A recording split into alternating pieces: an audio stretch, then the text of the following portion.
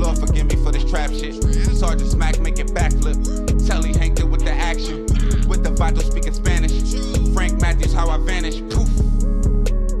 Came back like I'm King Tut. Gold BBS is on a beamer. When Fat Cat was 10 queens up. Ball off the profit, not the re-up. Fly like Puerto Rican Jesus. Uptown like I'm Baby May. Just caught a touchdown from the Bay. Just as I have told many stories about East Coast hustlers migrating to southern states like D.C., VA, and North Carolina in the mid to 1990s, the same could be said about hustlers from California. They would travel hundreds of miles away to cities like St. Louis, Little Rock, Fort Worth, and even Nashville. Around 1995, the home of country music will become the turf of one of the city's most notorious gangs for years to come, the East Side Rollin' 90 Crips. When a notorious gangster from California would come to town and form the set. Tonight, you may learn something about Nashville that you didn't know. Something that the name Music City doesn't give away.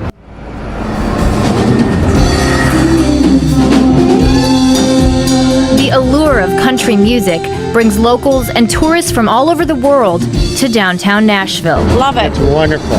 Yeah, I'm ready to move. But not far from the high, lonesome sound of the fiddle, there is a way of life dissonant to these fine melodies. There are gangs in Nashville.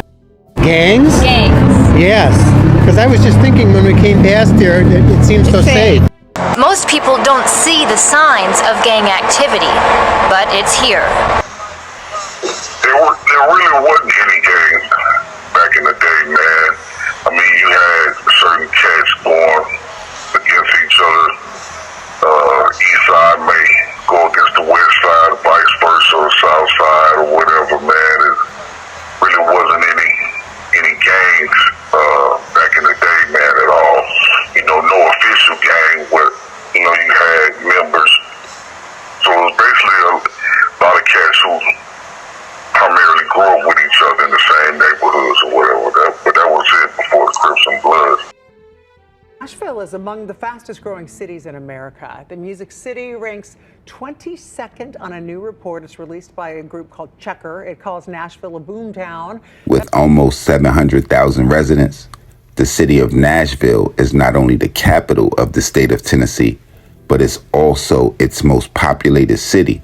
And as of 2022, was actually one of the fastest growing cities in the U.S. But in the 1990s, a time where the city was almost 75% white, gangs would begin to creep into the city's population. And 20 years later, by 2010, just like we've seen in the case of white flight in many other cities, the white population would drop by 17%. I'm Larry Flowers. The LA Crips gang infiltrated Nashville in the mid to late 1990s. The gang leader and drug kingpin is in federal prison, serving 25 life sentences plus an additional 20 years. He left behind a trail of murders, ordering hits on potential witnesses. He even came up with an elaborate plan to escape from the Davidson County Jail using a helicopter. We talked with a former homicide detective and an assistant U.S. attorney who worked the case. We'll also let you know if this gang is still active. Investigators would suggest that there might have been up to 13 gang-related murders across 3 different states, although the final federal indictment will only outline 7 of them. Amongst those homicides, only 1 would actually take place in Nashville. What would originate as a local effort by Nashville authorities to dismantle a small-scale drug operation within the city would evolve into a collaborative investigation involving multiple agencies across state lines. Initiated with the assistance of former gang members turned informants, the initial federal indictment was filed in March of 1998 in the U.S. District Court in Nashville, targeting a single defendant on a solitary charge. As the investigation would progress, bolstered by information from more informants, Subsequent federal grand juries would convene in Nashville and issue 4 additional indictments, naming numerous suspects implicated in violent offenses, including the alleged murders of gang members and associates who would be able to expose the criminal enterprise. The culmination of this investigation would lead to one of the lengthiest death penalty cases in the history of the United States. Nashville, Tennessee, home of country music.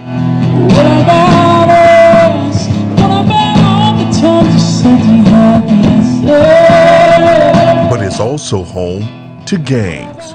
Gangs from LA try to come in here and set up base here and begin to sell drugs out of Nashville from LA. The LA Crips gang, or rolling 90s Crips, infiltrated Nashville in the mid-1990s.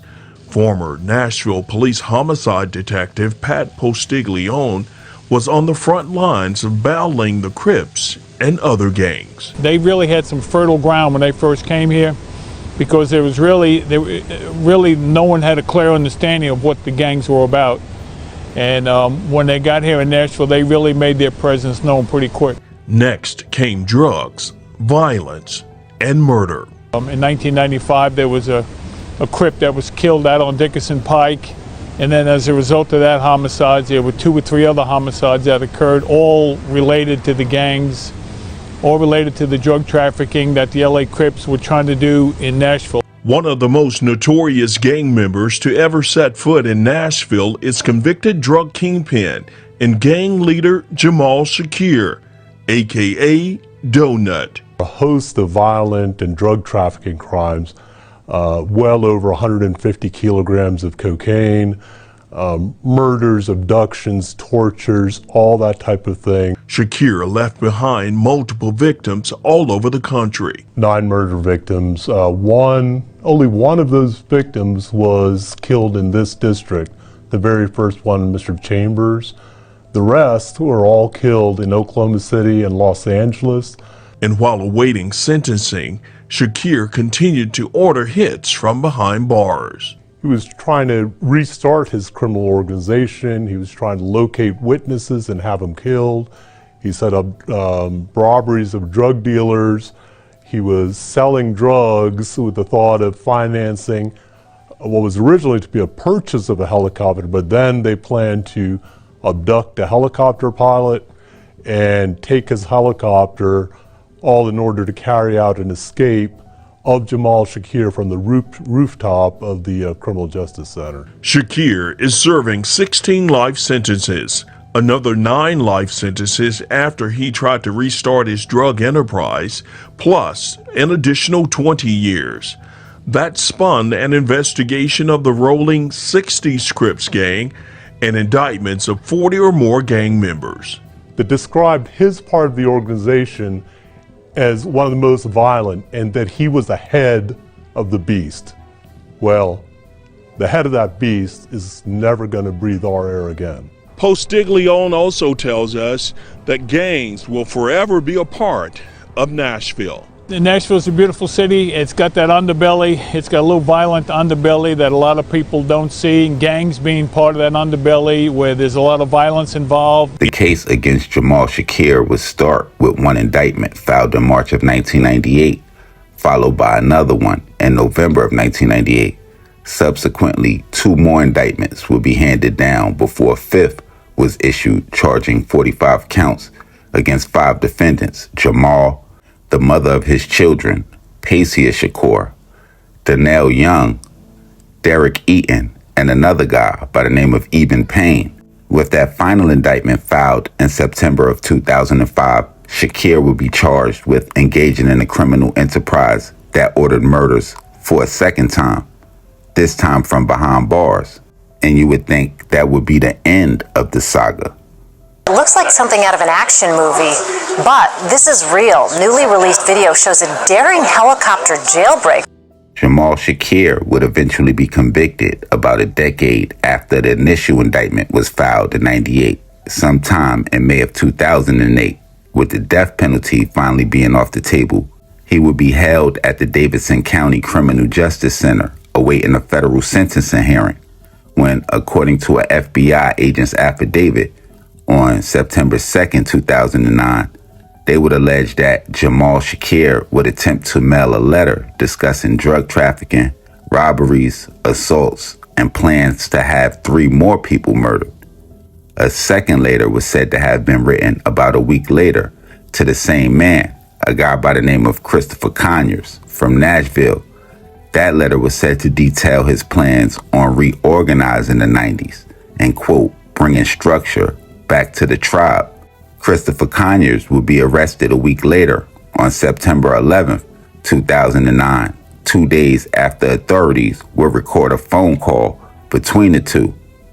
Ultimately, in December of 2009, Jamal Shakir would be sentenced to a combined total of 25 life sentences. As sort of a shining light to a natural disaster, if there was any shining light to a situation like this, and just to show you how these kind of scenarios can separate families, news would break in August of 2023 about a Los Angeles jury awarding $3.7 million to a protester that would be shot at a Black Lives Matter protest. The protester would be shot with rubber bullets as he somewhat confronted his uncle, who was actually on the front lines policing that Black Lives Matter rally. And that protester that was actually shot would happen to be the son of Jamil Shakur, a sick Jamil Shakur Jr., an up-and-coming filmmaker from South Central Los Angeles who will release a project titled Land of No Pity, a project detailing the underworld of South Central Los Angeles and gang culture. He also has a good interview discussing the situation lightly, as well as what he got going on the Slauson Girl YouTube channel. I recommend y'all checking out. Y'all make sure y'all hit the red bell and subscribe button right under this video so y'all know when this real trill spill shit is dropping. Y'all get in the comment box below. Y'all let me know what cities we need to go to, what stories we need to tell, what we missed, what we got wrong, all of that. Y'all tapping with me directly on Instagram, Twitter, POP_A_LOT. And until our next jug, y'all know how we playing. It's your ace Popalot. Salute the almighty mob.